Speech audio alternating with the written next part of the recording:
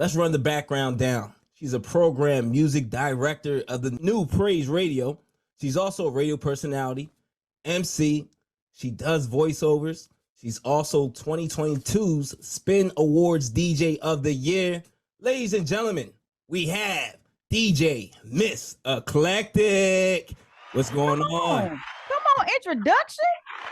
That's the intro right there. I was like, who is that? Who are they talking about? Right. Yourself. How's everything?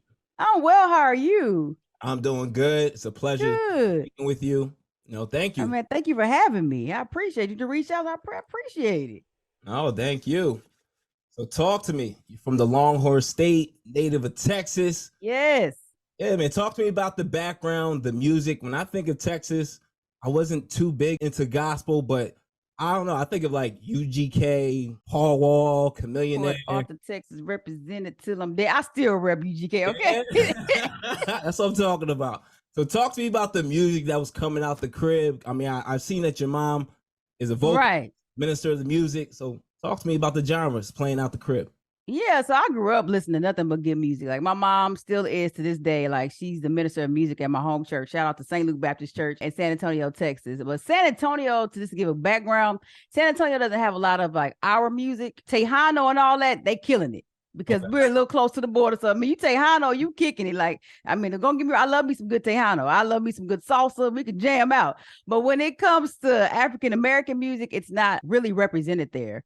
I mean, we have our artists, don't get me wrong, but we don't have anything like the UGKs, like Swish House and all that came from Houston. You got Rap A Lot Records. Houston has a lot of heritage when you get there. Even Dallas has some. But San Antonio, we just kind of took from different places. We took from Louisiana, from Houston, Florida, even like Miami Bay. We even took some little bit of Atlanta and we just kind of made it our own. So, but in San Antonio, oh man, in the house, man, growing up, I'm listening to Anita Baker cleaning up. I'm listening to Luther Vandross.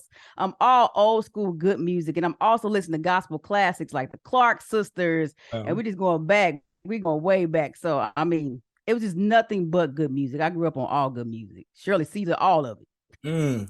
Very, very dope.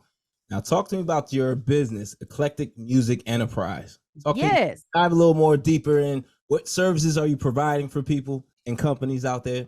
Absolutely. So really, it's the DJing services. So it's DJing services, radio services, all the above. So I do voiceovers, as you said. I do voiceovers. I do commercials.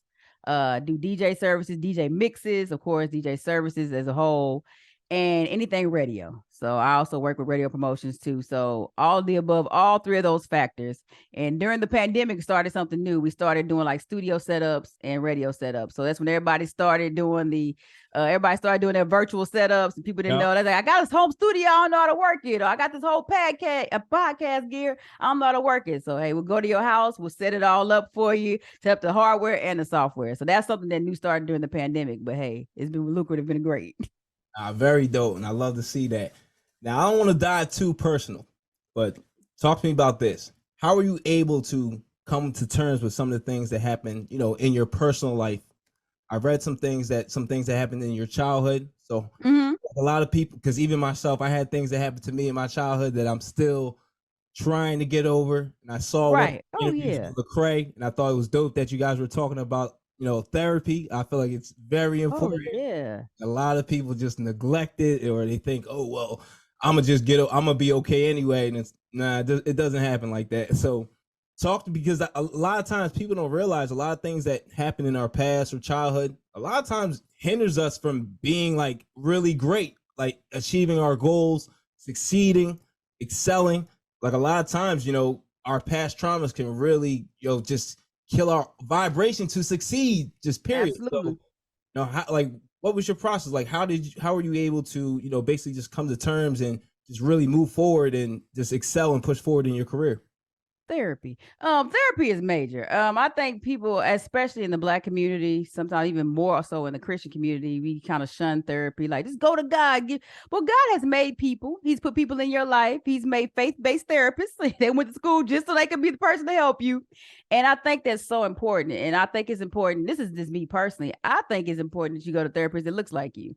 Yeah. And it's like, if you're a Christian, that you go to faith-based, whatever your, religion or whatever your affiliation is, but you go with somebody that believes those same things because you can bounce that off of them.